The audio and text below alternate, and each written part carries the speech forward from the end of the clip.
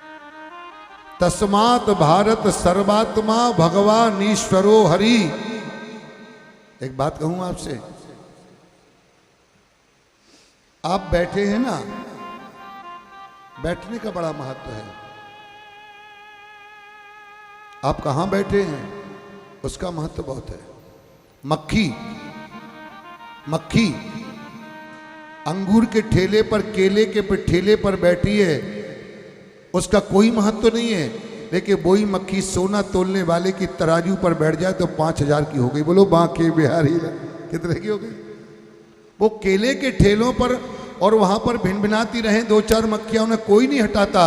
लेकिन वही मक्खी जाकर के अगर सोना तोलने वाले की तराजू पर बैठ जाए, 2-4 मक्खी बैठ जाए, तो लेने वाले को या देने वाले को 5-10 हजार का फर्क पड़ जाएगा। आप गोविंद की सेवा करेंगे, आप निश्चल भक्ति करेंगे, तो निश्चित रूप से आपके जीवन में परिवर्तन होना है। आप घी बनोगे, क्या बनोगे? चाय नहीं बनना। सत्संग करोगे और भगवान का भजन और दर्शन, ठाकुर जी की सेवा करोगे तो घी बनोगे। क्योंकि चाय में मक्खी गिर जाती है तो चाय फेंक देते हैं, और घी में मक्खी गिर जाए तो मक्खी को निकाल के फेंका जाता है, घी नहीं फेंका। बोलो फेंकोगे? बोलो, चाय में मक्खी गिर जाए तो चाय फेंक देते हैं, और 5 किलो घी के डब्बे में मक्खी गिर जाए तो घी फेंकोगे नाली में के मक्खी? बोलो जय जय श्री। आहा, सुंदर प्रश्न पूछा है यहाँ पर सुखदेव ने, और परीक्षित ने पूछा है, महाराज कृपा करके आप ये बताइए, क्या अब मेरा मुक्ति का साधन क्या है? और मरने वाले केवल परीक्षित नहीं है, इस संसार में आया है सो जाएगा, राजा रंक फकीर, सब कुछ जाना है।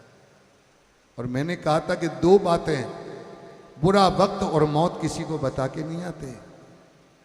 कब पासा पलट जाए, कब वक्त तुम्हारा पलटी खा जाए मालूम नहीं।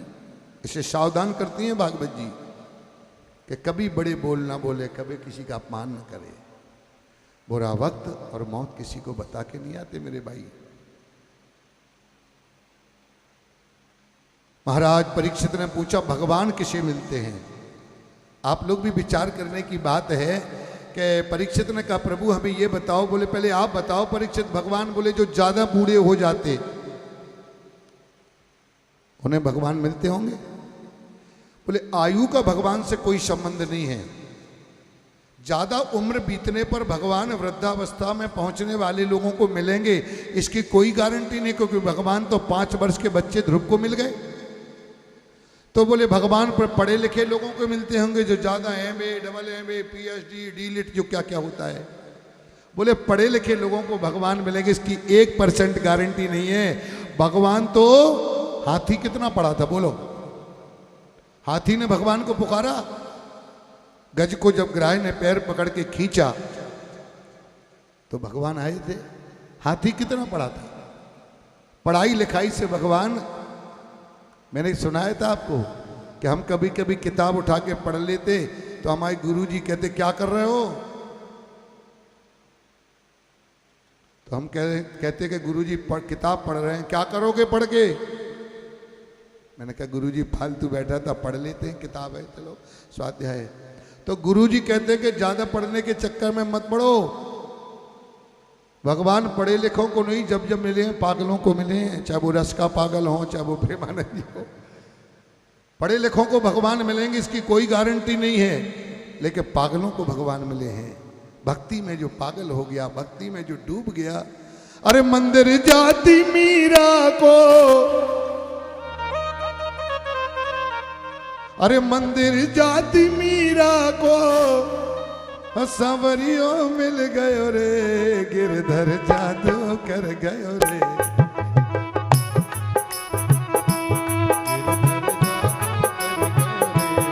गिरधर जादू कर गयो रे, गिरधर जादू कर गयो रे, गिरधर जादू कर गयो रे, गिरधर जादू कर गयो रे, गिरधर जादू कर गयो रे।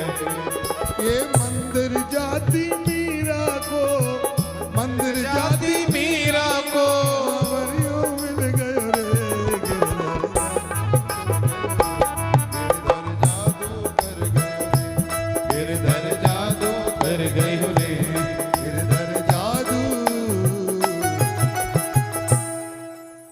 पढ़े लिखे लोगों को भगवान मिलेंगे इसकी कोई गारंटी नहीं है।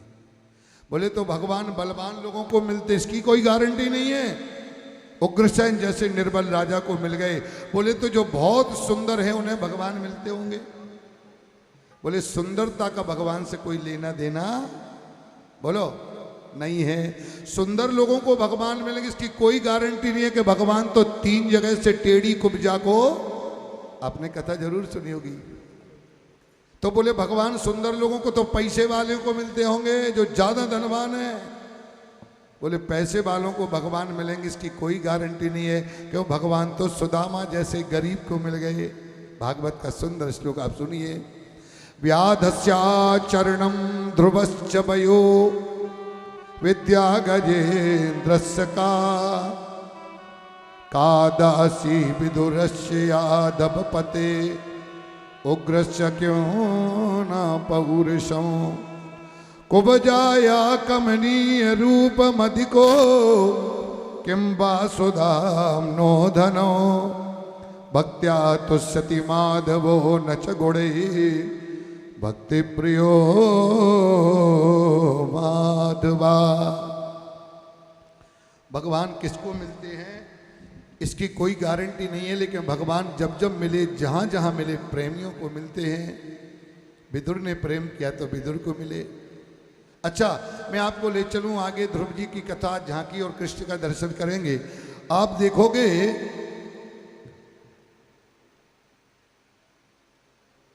कि राम जी ने अपने पिता की आज्ञा मानी है। ये पितरों के दिन चल रहे हैं तो थोड़ी मैं आपसे विशेष बात करूं, कथा तो आप सुनते ही रहते हैं। राम ने अपने पिता की आज्ञा मानी है और पिता की आज्ञा है कि 14 वर्ष राम वनवासी। कितनी शांति से आप कथा सुन रहे हो, आपको बहुत बहुत बधाई हो। अपने पिता के लिए कि ये तो सेकंड वचन है राम जी, ये तो बात दूसरी थी। पहला वचन क्या था कि हमारे कैकेयी के बेटे भरत को अयोध्या का राजा बनाना, भरत को राजगद्दी और राम को 14 वर्ष का वनवास। राम ने अपने पिता की बात मान करके 14 वर्ष का वनवास लिया। लेकिन ईमानदारी से बताओ, जब पिताजी का दाह संस्कार होने का समय आया, जब पिताजी की मौत हो गई, तो क्या राम को मालूम नहीं था कि मेरा कर्तव्य है कि हमें अपने पिता को अग्निदान देना चाहिए? परमात्मा हो तुम, आप जानते नहीं कि अंत्येष्टि क्रिया ज्येष्ठ पुत्र के हाथों से होती है? कि आपको सूचना नहीं मिली? राम ने अपने पिता का दाह संस्कार अपने हाथों से क्यों नहीं किया? क्योंकि पिता का श्राद्ध और पिता का पिंडदान ज्येष्ठ पुत्र करता है, उसी के हाथों से तर्पण, उसी के हाथों से दान। तो राम ने अपने पिता दशरथ का पिंडदान क्यों नहीं किया? रामो विग्रह धर्मा, राम को धर्म का अवतार किया माना जाता है, लेकिन राम ने धर्म का पालन क्यों नहीं किया? राम अपने पिता का पिंडदान और तर्पण क्यों नहीं किया पिंड वहां पर आकर के? लेकिन बेटे भरत ने भी, भरत को भी बहुत बड़ा बेटा माना जाता है, लेकिन भरत ने भी अपने पिता का धर्म नहीं निभाया। बताओ, राम ने अपने पिता को अंतिम समय में अग्नि नहीं दी, पिंडदान नहीं दिए, तो भरत ने भी अपने पिता की बात नहीं मानी। क्योंकि पिता की आज्ञा थी कि वो भरत हमारा राजा बनेगा। कोई बताएगा कि राम ने अपने पिता की बात क्यों नहीं मानी? सबसे बड़ी बात यह है कि राम ये जानते थे कि मेरे पिता की आज्ञा है कि तुम 14 साल वन में रहो। तो राम ने अपने पिता का धर्म निभाया। अरे राम ने धर्म निभाया। भरत ने भले अपने पिता की बात मान के राजगद्दी पर नहीं बैठा, लेकिन भरत ने राम की भक्ति करके परम धर्म निभाया। एक है धर्म और उससे बड़ा है परम धर्म। बोलो, परम धर्म निभाया है। भरत ने परम धर्म निभाया है। राम ने केवल धर्म निभाया कि राम पिता की आज्ञा थी और जो बेटा अपने पिता के वचनों का अनुसरण करता है। और सुनो, कितने बेटे हैं जिन्होंने अपने पिता की आज्ञा मानी? राम जी ने पिता की आज्ञा मानी, कृष्ण ने अपने माता पिता की आज्ञा मानी। कृष्ण चाहते तो उसी समय कंस का वध कर सकते थे, क्योंकि पहले तो चतुर्भुज रूप में आए थे, लेकिन देवकी ने कहा बेटा ऐसे मत आओ, तो अब तुम छोटे बन जाओ। अपनी माता पिता की आज्ञा से कृष्ण छोटे बने। और आगे चलो, भीष्म पितामह ने पिता के लिए क्या त्याग किया? 2 त्याग किए हैं। एक तो राजा नहीं बने और दूसरे जीवन भर बाल ब्रह्मचारी रहे, शादी नहीं की। और आगे चलो, इन बच्चों ने अपने पिता के आज्ञा को माना है, हैं? ये रहे ब्रह्मचारी,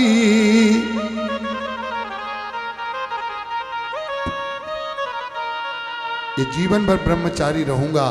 भीष्म पितामह ने 2 त्याग किए हैं, 2 त्याग किए हैं अपने पिता के लिए। एक तो जीवन भर कुंवारे रहेंगे, दूसरे कभी राजगद्दी, क्योंकि वो गंगा जी जब छोड़ करके चली गई शांतनु महाराज को, तो उनका मन आ गया था उस बेटी पर, सत्यवती पर। मन का क्या करें साहब। और सत्यवती से जब शादी की बात की, उसने कहा कि हस्तिनापुर का राजा मेरा बेटा बनेगा।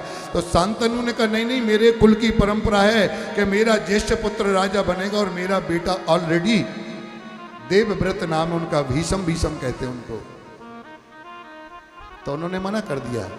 लेकिन जब बेटे को पता चला कि मेरे पिताजी विवाह करना चाहते हैं, लेकिन जिस बेटी से विवाह करना चाहते उसने 2 शर्तें रखी हैं, तो उस शर्त को पूरा करने के लिए देवव्रत गए और बेटी से कहा कि तुम हमारे पिताजी से विवाह क्यों नहीं करती?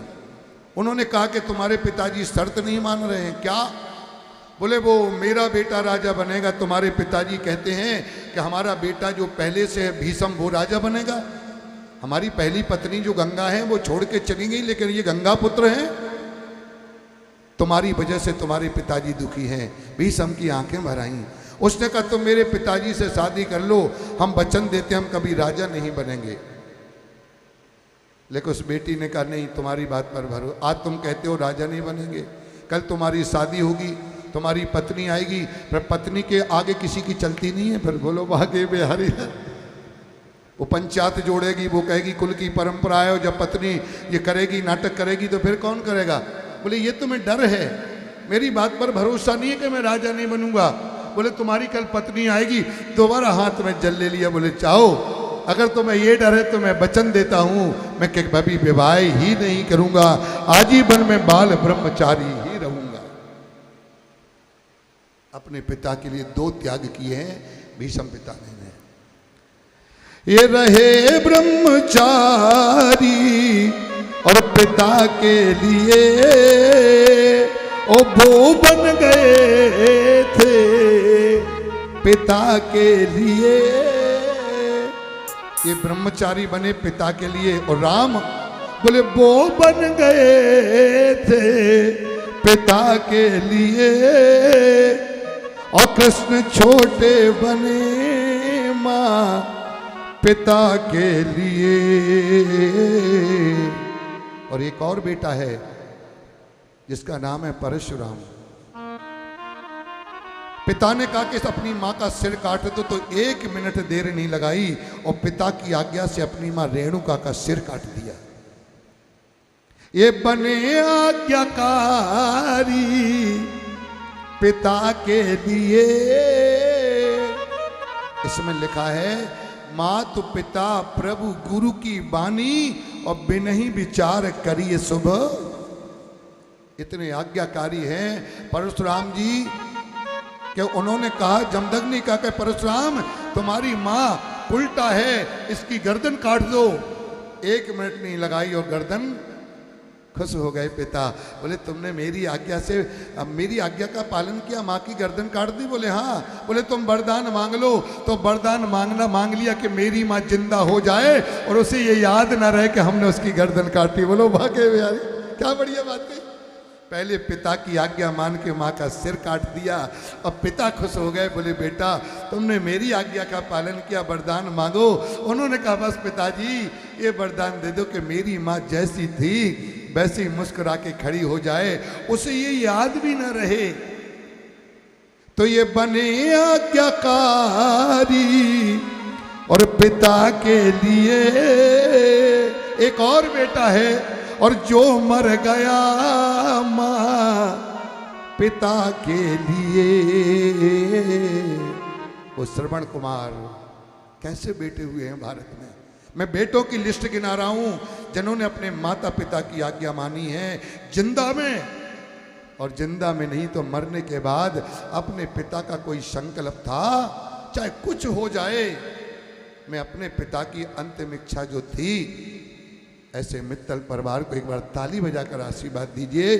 जिस बेटे को रातों की नींद नहीं आई, कब मेरे पिता का दिया हुआ नारियल झांसी वाले गुरुजी के हाथों में है, कब धर्मशाला पूरी हो, और कब मैं समाज को बुला करके अपने माता पिता के नाम से गायत्री का जप, विष्णु सहस्त्रनाम का पाठ, प्रतिदिन हवन। एक बात मैं निवेदन करूं, कभी भी कथा कराने का मन हो पितरों के लिए खुशी में, जन्मदिन पर, कभी मैं आपसे निवेदन करूंगा कथा बढ़िया होनी चाहिए, क्योंकि व्यासों के भी नियम है। मैं तो बहुत योग्य नहीं हूं, लेकिन लिखा है इसमें विरक्तो वैष्णवो विप्रो वेद शास्त्र विशुद्धिकृत। वक्ता कैसा होना चाहिए ये नाच गान का विषय नहीं है। हाँ, कोई भजन हुआ, आपने नृत्य कर लिया, अच्छी बात है, नाचना है, लेकिन एकदम उसी में डूब जाओ, ये भागवत ये नहीं है, ये वेदों की वाणी है। तेने यम वांगमयी मूर्ति प्रत्यक्षा कृष्ण ये वही। इसलिए विरक्तो वैष्णवो विप्रो वेद शास्त्र विशुद्धिकृत।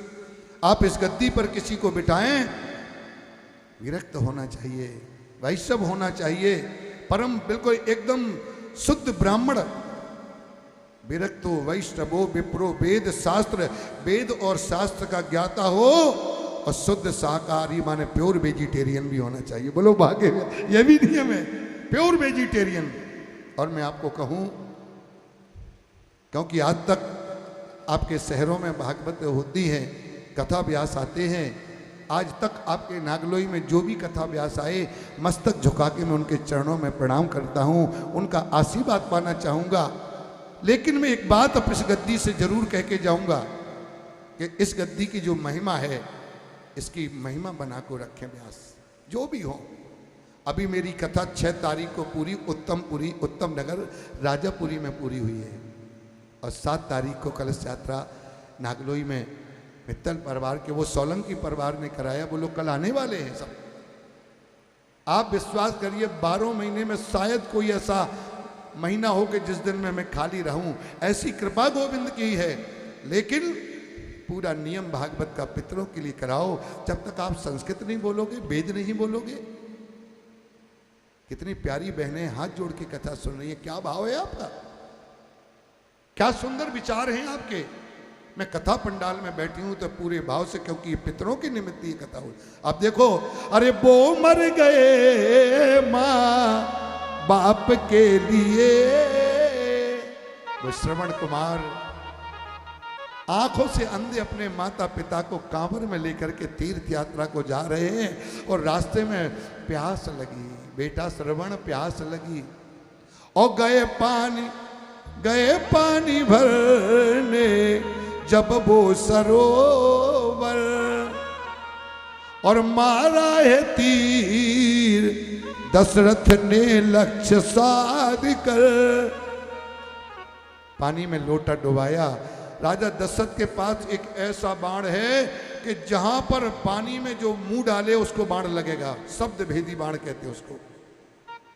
उनको लगा पानी की आवाज है, उनको लगा कोई हिरण पानी में मुंह डाल रहा है। उस समय श्रवण कुमार का बेटा अपने माता पिता अंधी अंधा को पानी पिलाने के लिए लोटा और शब्द वेदी बाण छोड़ दिया महाराज दशरथ ने। बाण जाकर के कलेजे में लहा, माता पिता कह के गिर पड़े। लेकिन दशरथ दौड़े, अपराध हो गया, तब तक वो बच्चा जिंदा है। उसने कहा तुम जो भी हो, मेरे मरने से पहले मेरे बूढ़े माँ बाप प्यासे हैं, उनको और उनको बताना नहीं कि तुम श्रवण नहीं हो, ये बहुत बड़ी बात है। वो बेटा कहता है कि मैं माता पिता का भगत हूं, मेरे बाप को बता नहीं, तुम ये मत बताना कि उनका बेटा मर गया। मैं दशरथ हूं, तुम्हें पानी, वो मर जाएंगे लेकिन पानी की बूंद नहीं पिएंगे, याद रखना। ये मत बताना कि तुम्हारा बेटा मर गया, ये बहुत ऊंची बात है मेरे भाई बहन।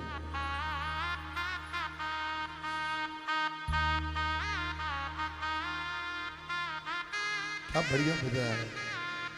तूने प्यासे को पानी पिलाया नहीं, बाद अमृत पिलाने से क्या। और दौड़े हैं दशरथ आए, लेकिन अंधी अंधा ने पानी नहीं पिया। मैं जानता हूं ये मेरा श्रवण नहीं है। अरे वो मर गए माँ बाप के लिए। एक और बेटा है जिसने लिया था बुढ़ापा अपने बाप के लिए। एक कथा है भागवत की। यदु महाराज ने अपने पिता की बात नहीं मानी, लेकिन सबसे छोटे बेटे ने बुढ़ापा ले लिया और जवानी दे दी। तो लिया था बुढ़ापा और पिता के लिए ये रहे ब्रह्मचारी पिता के लिए। और वो बन गए थे पिता के लिए, वो बन गए थे पिता के लिए। रहे ब्रह्मचारी, रहे ब्रह्मचारी पिता के लिए। राम बन गए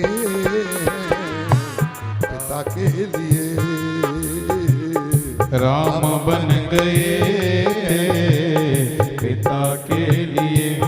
और सुनो, इन पुत्रों की चर्चा करें तो दुष्ट पुत्रों की भी चर्चा कर लो। अच्छे बेटों की चर्चा की है आपने। राम ने अपने पिता का धर्म निभाया, भरत ने परम धर्म निभाया। राम ने अपने पिता को अग्नि नहीं दी।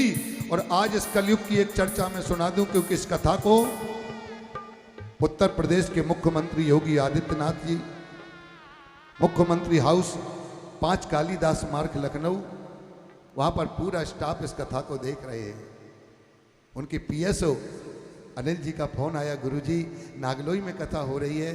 मैं रोज पूरी कथा सुन रहा हूं। मैं बधाई देता हूं मुख्यमंत्री आवास उत्तर प्रदेश के यशस्वी मुख्यमंत्री गोरक्षा पीठाधीश्वर योगी आदित्यनाथ के उस मुख्यमंत्री हाउस पर अनिल जी को मैं बहुत बधाई दे रहा हूं, क्योंकि वो देख रहे हैं इस कथा को। अगर राम ने अपने पिता को अग्नि नहीं दी, तो उत्तर प्रदेश के मुख्यमंत्री योगी आदित्यनाथ ने भी बोलो अपने पिता को अग्निदान नहीं किया। उन्होंने पिता का धर्म नहीं निभाया, लेकिन पिता के धर्म से ऊंचा उन्होंने राष्ट्र धर्म निभाया। राष्ट्र जैसे भरत ने अपना पिता की आज्ञा नहीं मानी, लेकिन अपना धर्म निभाया। उन्होंने कहा मैं राष्ट्र धर्म निभाता हूं। कौन कहता है? वो कहते हैं पिता से बड़ा है राष्ट्र। राजा राष्ट्र कृतम पापम राज्ञम पापम पुरोहिता भर्ती च स्त्री कृतम पापम शिष्य पापम गुरुस्तथा। इसलिए मैं बधाई देता हूं उन सभी को। दुष्ट पुत्रों की चर्चा करेंगे। नंबर 1 है दुशासन, नंबर 2 दुर्योधन, नंबर 3 है कंस, नंबर 4 है रावण। ये देखो दुष्ट पुत्रों की चर्चा कर रहा हूं। क्या जरूरत थी जनक नंदिनी को चुराने की? जब ज्ञानी हो, जानते हो कि ये भवानी है, तो इसको क्यों चुरा करके लाए और अपने सगे भाई को लात मार के क्यों भगा दिया? कंस ने तो अपने पिता को जेल में डाला है, सगी बहन को जेल में डाला, पिता को जेल में, चाचा को जेल में। घर में बेटी की शादी हो रही है और पिता जेल में डला है। अपनी बेटी को छू नहीं पाया, अपने बेटी के पैरों को छू नहीं पाया पिता। किसने डाला जेल में? सगे बेटे ने। घर में देवकी की शादी है, बेटी की शादी है। घर में ढोल नगाड़े बज रहे हैं, लोग भोजन कर रहे हैं, भंडारे खा रहे हैं, बैंड वाले नाच रहे हैं, पालकी सजी है, डोली सजी है, सबने हाथों में हल्दी लगाई। लेकिन बेटी का बाप उसी जेल में बंद है। चाचा और पिता हल्दी नहीं लगा पाए, बेटी को छू नहीं पाए, गले नहीं लगा पाए मेरी बेटी को, क्योंकि बेटे ने जेल में डाला है। और फिर अवश्यमेव भोक्तव्यम कृतम कर्म शुभाशुभम ना भुक्तम चेते जन्म कोटि सतैरपि। आगे देवकी को भी जेल, उसके पति को जेल, और 6 बच्चे पैदा हुए वो भी जेल में और वो भी मारे गए। कैसा जीवन है? पिता जेल में, पति जेल में, खुद जेल में, 6 बच्चे जेल में, और किसने डाला? सगे भैया ने। दुष्ट पुत्रों की चर्चा कर रहा हूं। इससे मैं कहता हूं कि आपका मकान ऊंचा बने न बने, आपका प्लाट बढ़िया बने न बने, आपकी दुकान बढ़िया बने न बने, आपकी गाड़ी बढ़िया बने न बने, लेकिन आप अपने बेटा और बेटियों को बढ़िया बनाइए, नंबर 1 बनाइए। तो मालूम है बेटे कहाँ बनते हैं? यहाँ बनते हैं बेटे, सत्संग में आने से। बेटों को बढ़िया बनाए। जिसकी बेटा IAS हो गया, जिसकी बेटी ने PCS क्रॉस किया है, IIT 90% क्रॉस किया है, मैं नमन करता हूं उन बेटियों को जो प्लेन उड़ा रही हैं। भारत सरकार में रक्षा मंत्रालय में जो मेरी एक बेटी सस्या है, मैं प्रिया को बहुत बहुत बधाई देता हूं, जो रक्षा मंत्रालय में इस समय पोस्टेड है। कहते हैं गुरुजी आपका आशीर्वाद मुझे मिला है, क्योंकि वो भी इस कथा को देख रही है। प्रिया जिझोतिया आगामी जो भागवत होने वाली है उसमें वो परीक्षित बनी है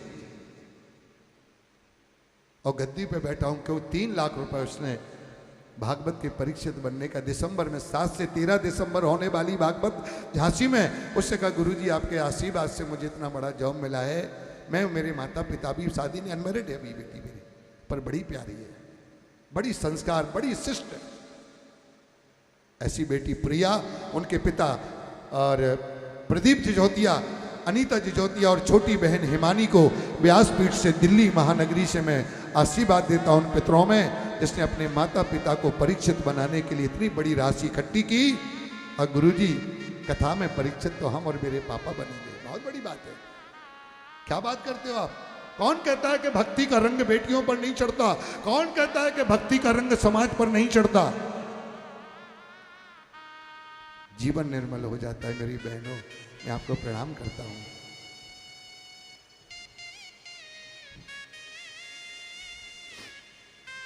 और स्त्रियों की बात करें, अगर मैं थोड़ी स्त्रियों की चर्चा करके, मैंने अच्छे बेटे बताए जिन्होंने माता पिता के लिए बन गए, जिन्होंने माता पिता के लिए अपना शादी नहीं की।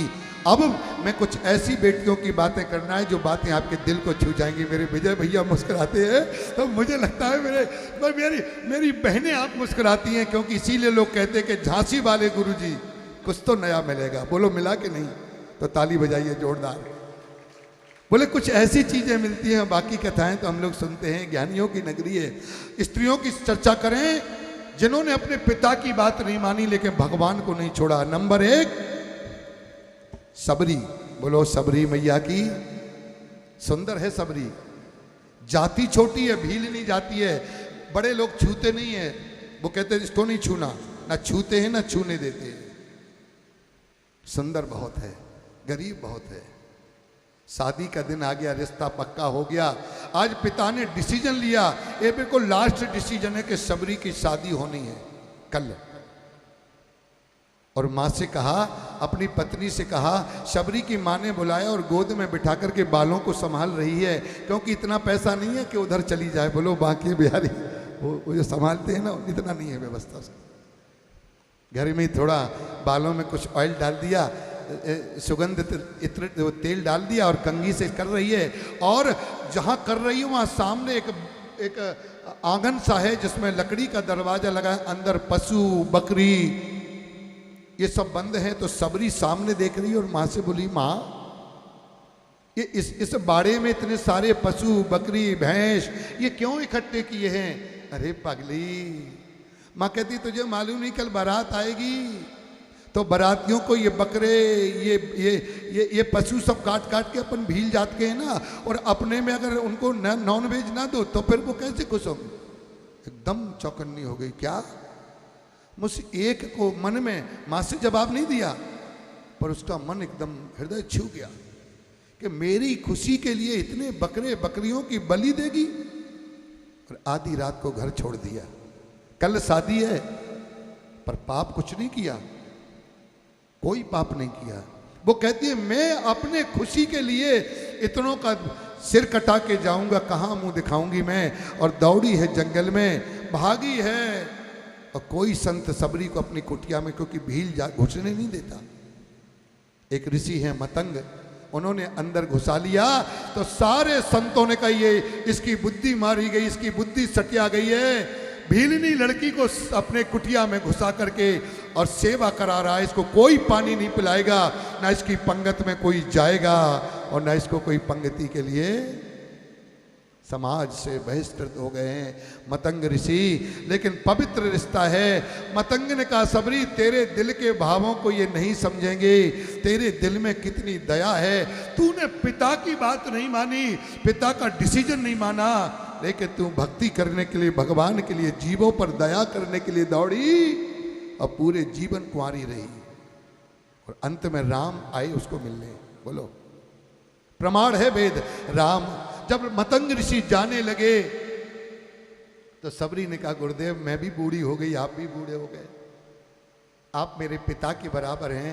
गुरु माने पिता, चरणों में गिरी, गुरु आपने मुझे शरण दी, अब आप भगवान के कल जा रहे हैं धाम। तो उन्होंने कहा गुरुजी भगवान तो मिले नहीं, आपने तो कहा था भगवान मिलेंगे। तो ऋषि मतंग ने अपनी शिष्या और सबरी को समझाया है कि आएंगे राम एक दिन मिलने तुझसे, और सबरी को बतलाया है। पर काम दिया, बोले रोज रास्ते में फूल बिछाना। तो चुन चुन फूल बिछाती पथ में, और तब अवसर आया है। भक्ति की मारी ये भीलनी बिचारी, भक्ति की मारी ये भीलनी बिचारी। सुध रखती आठों याम की, सुध रखती आठों याम की, और सबरी करती है प्रतीक्षा भगवान की। भक्ति की मारी वो भीलनी बिचारी, सुध रखती आठों याम की, सबरी करती है प्रतीक्षा प्रभु राम की। सबरी करती है प्रतीक्षा प्रभु राम की। ऋषि मतंग ने अपनी शिष्या और भीलनी को समझाया है। ये भीलनी को समझाया है। आएंगे राम एक दिन मिलने तुझसे, और सबरी को बतलाया है। सबरी को बतलाया है। चुन चुन फूल बिछाती पथ में, चुन चुन फूल बिछाती पथ, तब मौका आया है। भक्ति की मारी ये भीलनी बिचारी, भक्ति की मारी ये भीलनी बिचारी। सुध रखती आठों याम की, और सबरी करती है प्रतीक्षा श्री राम की। सबरी करती है प्रतीक्षा श्री राम की। सबरी करती है प्रतीक्षा भगवान की। सबरी करती है प्रतीक्षा भगवान। स्त्रियों की बात करें तो सबरी का नंबर 1। अगर मार्क्स देने की बात आए तो सीता जी से ज्यादा मार्क्स सबरी ले जाएगी, और राम से ज्यादा मार्क्स भरत लेकर के जाएगा, क्योंकि राम ने केवल धर्म निभाया, भरत ने परम धर्म ने राजगद्दी छोड़ी, पर राम को मनाने के लिए गए हैं। और एक नारी है जिसने प्रतीक्षा की, लेकिन दूसरी नारी वो भी सा अक्षर की है, ये है सबरी, और दूसरी नारी है सती। इसने भगवान की प्रतीक्षा की, लेकिन सती ने भगवान की परीक्षा ली है। याद करो वो दिन राम की जब पत्नी सीता का हरण हो गया, जंगल में अपनी पत्नी राम जानकी को ढूंढ रहे, हे खग मृग हे मधुकर श्रेणी, तुम देखी सीता मृग नैनी। रो रहे हैं राम, जंगल में पेड़ों से लिपट लिपट के रो रहे हैं परमा, हाय सीते हाय सीते हाय। जानकी का विरह राम सहन नहीं कर पा रहे। जिसने राजपाट पति का सुख भी नहीं देखा, जंगल में राजकुमारी है वो। और उसी समय जब राम जंगल में भटक रहे हैं तो शंकर और पार्वती निकले। शंकर ने राम को देखा तो मस्तक झुका के प्रणाम किया। सती ने कहा ये क्या किया आपने? आप देवों के देव महादेव हो, ये कौन आदमी है जो रो रहा है पेड़ों से लिपट के, इसको माथा क्यों ये क्यों झुकाया तुमने सिर? शंकर कहते भवानी थोड़ी ठंडी रहा करे, थोड़ा शांति से बात करो। और नहीं मैं पूछ रही हूं क्यों झुकाया, कौन है ये रोता हुआ आदमी, इसको मस्तक को। शंकर कहते ये मेरे प्रभु हैं राम। पार्वती ने कहा ऐसा होता है राम? भगवान ऐसे होते हैं? उसे तो परमात्मा राम कहते हैं। ऐसा होता है भगवान जो पत्नी के विरह में जंगलों में पेड़ों से लिपट लिपट के, ये भगवान है? बोले ना तो धोखा है आपको, ये भगवान नहीं हो सकता। बोले नहीं मैंने देख लिया, आप भी मान लो, आप भी प्रणाम कर लो। बोले मैं भगवान तो छोड़ो, इससे तो इंसान भी ना मानो। विश्वास नहीं है, कैसे मानोगी? बोले हम परीक्षा लेंगे। परीक्षा लेने के लिए गई तो सीता बन गई।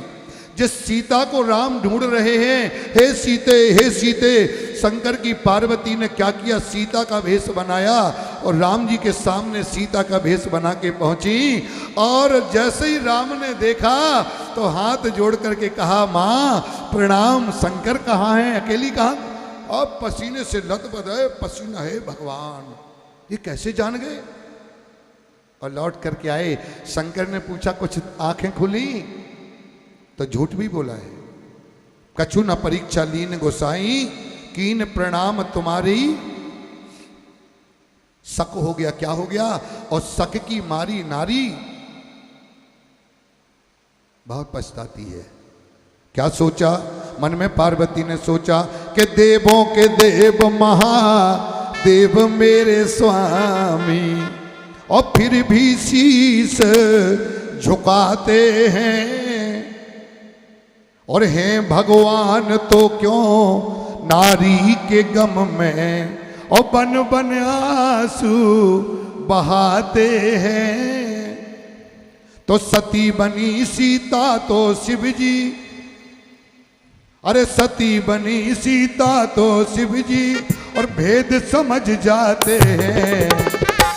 शक की मारी ओ शैल जा बेचारी, शक की मारी ओ सैल जा बेचारी, ना चिंता की परिणाम की, सती लेती है परीक्षा जाकर राम की। शक की मारी ओ सैल जा बेचारी, ना चिंता की परिणाम की, और सती लेती है परीक्षा जाके राम की। सत की मारी जा बेचारी, ना चिंता की परिणाम की, और सती लेती है परीक्षा जाके राम की। सती लेती है परीक्षा जाके राम की। ओ सती लेती है परीक्षा जाके राम। दो नारी हो गई, एक ही राशि है सा अक्षर, और तीसरी नारी भी सा अक्षर। एक ने राम की परीक्षा ली, एक ने राम की प्रतीक्षा की, और जो तीसरी नारी उसने राम की समीक्षा की। आपका चेहरा बता देता है मुझे कि कथा बिल्कुल आपके अंदर पहुंच रही है, क्योंकि कथा सुनने लायक है। सा अक्षर की नारियों के जीवन में परीक्षा ही है। सती, सबरी, सीता, और अभी दो नारियां हैं। अब देखिए सुनिए, सबरी ने राम की प्रतीक्षा की है, सती ने राम की परीक्षा। तीसरी नारी कौन है? रावण की लाडली बहन जिसका नाम है शूर्पणखा। बन ठन के आई अपना बदला लेने। राम जब जंगल में सीता जी के साथ, लक्ष्मण के साथ कुटिया बनाकर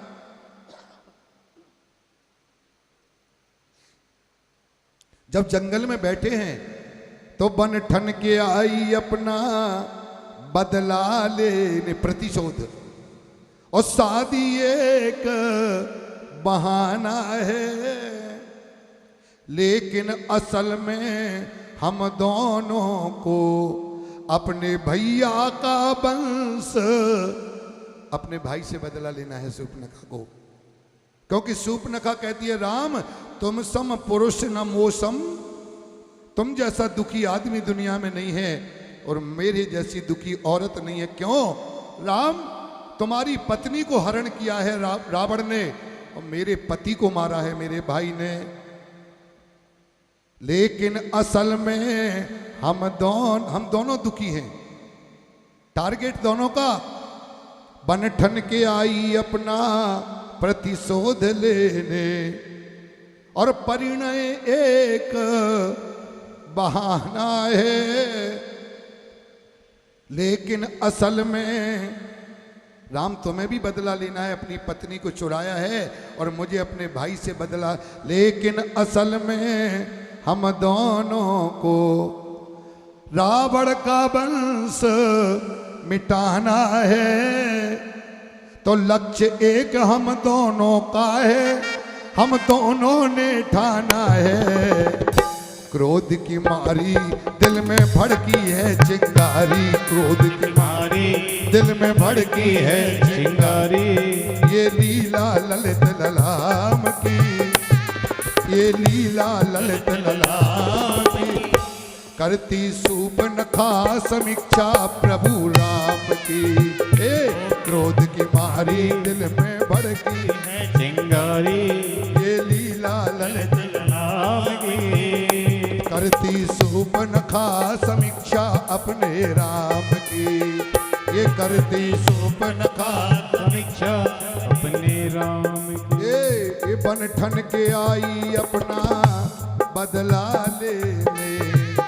शादी एक बहाना है, शादी एक बहाना है। ये लेकिन असल में हम दोनों को भैया का वंश मिटाना है। रावण का वंश मिटाना है। टारगेट लक्ष्य एक हम दोनों का है, लक्ष्य एक हम दोनों का है, हम दोनों ने ठाना है। क्रोध की मारी दिल में भड़की है चिंगारी, क्रोध की मारी दिल में भड़की है चिंगारी। ये लीला ललित ललाम की, करती सूर्पनखा समीक्षा अपने राम। करती सूर्पनखा समीक्षा अपने राम। कितनी नारी हो गई? नंबर 1 सबरी, जिसने राम की प्रतीक्षा की। दूसरी सती, जिसने राम की परीक्षा ली। तीसरी सूर्पनखा, जिसने राम की समीक्षा की। और चौथी नारी वो भी अक्षर बोलो, जिसका नाम है माता सीता। पति संग आई वन में माता, और पतिव्रत धर्म निभाना है। अपने राम के साथ वो राजकुमारी अपने घर में जिसने गिलास उठा करके यहां से यहां नहीं रखा, वो 14 साल के लिए वन में, जिसको फूल तोड़ने में पसीना आता है, वो राजा जनक की लाडली बेटी। कौन कहते, तुम कहते हो कि मेरे जीवन में संकट है? देखो माता सीता धरती से पैदा हुई और जैसे तैसे बड़ी हुई। शादी वाले दिन कितना नाटक हो गया, भगदड़ मच गई। हम लोग कार्ड देते हैं, भगवान को मनाते कि हमारी बेटी या बेटे की शादी शांति से हो जाए, क्योंकि कुछ रिश्तेदार भी नाटक करते हैं, कुछ और भी लोग है ना। तो हम चाहते पहले भगवान के लिए, सुनो माता जानकी के यहाँ जयमाला के दिन इतना नाटक हो गया कि जैसी धनुष टूटा, वो परशुराम जी फरसा लेके आ गए, बोले जिसने धनुष को तोड़ा है। भगदड़ मच गई, कई लोगों को खाना नहीं खाया, किसी के जूते छूट गए। परशुराम जी बहुत बड़े राजा, जिसने पिनाक का भंजन किया है। जैसे तैसे भावर पड़ी, मनाया राम जी, लक्ष्मण जी ने, गुरु विश्वामित्र ने, जैसे तैसे भावर पड़ी। देखो जानकी के जीवन के संकट। और जैसे तैसे जयमाला शादी हुई और ससुराल में आई तो वो मंत्रा मिल गई, भैया भैया मंत्रा। और उस घर की भाभियां कभी खुश नहीं रहती हैं जिस परिवार में कोई मंत्रा रहती है। बुरा नहीं मानना, दिल्ली में नहीं होगी, मैं कहता हूं, मुझे पूरा भरोसा है, नहीं है दिल्ली में। लेकिन ध्यान रखना, वो बहू ससुराल में कभी प्रसन्नता से नहीं रह सकती जिस परिवार में कोई मंत्रा है। जानकी जी को एक मंत्रा मिली है जो रोज कान भरती है। और जानकी जी को अभी सुख भी नहीं मिल पाया और कैकेयी ने वरदान मांग लिया कि राम को 14 साल वनवास। और जंगल में भी चैन नहीं मिला। जंगल में पति के साथ चैन से रहती, उसके बाद सोने का मृग आया और उसके पीछे राम दौड़े तो रावण आया और जानकी जी को चुरा के ले गया। अशोक वाटिका में चारों तरफ राक्षस बैठे हैं, वहां बैठी है वो। और जैसे तैसे राम ने विजय पाई, लंका में जानकी जी को लेके आए तो भी चैन नहीं मिला। इधर वो धोबी मिल गया, एक धोबी आ गया, वो अपनी पत्नी को डांट रहा है। वो अपनी पत्नी को डांट रहा है कि तू आज पूरी दिन भर कहाँ रही, मैं राम नहीं हूं कि रावण के घर में रखी हुई अपनी पत्नी को घर में घुसा लिया, मैं होता तो कभी। और ये राम ने सुन लिया तो सीता का घर से परित्याग कर दिया। कब? जब सीता के पेट में 2 बच्चे हैं, लव और कुश। जिस सीता के पेट में राम के 2 बच्चे पल रहे हैं, उसको घर से निकाल दिया। उन बच्चों को पैदा करने के लिए ना पियर मिली, ना मायका मिला, ना ससुराल मिली। बोलो कौन कहता है कि संकट? कितने संकट। जिसके पेट में राम के 2 बच्चे हैं और उस गर्भवती, उस सुहागिन सीता जैसी पत्नी को ना तो मायका मिला, ना ससुराल मिली। जंगल में जाकर के ऋषि की कुटिया में 2 बच्चों को जन्म दिया। आप कहते हो कि मेरे ऊपर संकट है, और जैसे तैसे जन्म दिया। और उसके बाद भी लव कुश ने समर्पण नहीं किया, युद्ध किया है अपने पिता राम से। क्या बात करते हो आप? ऐसी बहुत सारी। और मैं क्या आगे चले जाओ, द्रौपदी को देखो।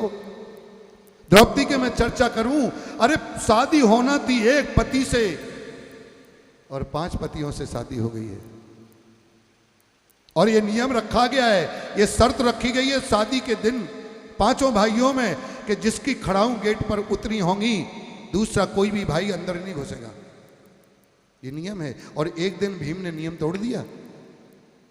जब अर्जुन की खड़ाऊ गेट के बाहर उतरी हैं, अर्जुन अंदर द्रौपदी के पास है, भजन कर रहा है कि पूजा कर रहा है कि ये शर्त थी कि किसी की खड़ाऊ गेट पर उतरी होंगी तो दूसरा पति अंदर प्रवेश नहीं करेगा। और एक दिन अर्जुन की खड़ाऊ को देख करके भीम अंदर घुस गए और बाहर निकले तो आग बबूला। और युधिष्ठिर के पास पहुंचे, बोले भैया अर्जुन का सिर काट दो। क्या हो गया? क्या किया? जो बोले भाई मैं बता नहीं सकता, बहुत शर्म की बात है। ये कथा पहली बार सुन रहे हो ना? बोलो सुन रही हो ना पहली बार? क्या और किसी ने सुनाई आपको? कोई सुनाई हो तो मैं उसको यहां से 1100 रुपए का इनाम नगद दूंगा। बता दे कि क्या अपराध किया है अर्जुन ने, जो भीम कह रहे हैं अपने सगे भैया से कि अपने भैया का शीश काट दो, गला काट दो, अभी हाल काट दो। बोलो। इसलिए कथाएं सुनना बहुत जरूरी है। युधिष्ठिर ने कहा तेरा जान से प्यारा भैया अर्जुन को इतना, अर्जुन को कोई उंगली उठाए तो उसकी गर्दन काट। आज अपने भाई ने क्या किया? बोले क्या किया? मैं बोल नहीं पा रहा हूं, बस बुलाओ और चलो कमरे में जाके उसका सिर काट दो। अभी निकलेगा। द्रौपदी के कमरे में घुसा है।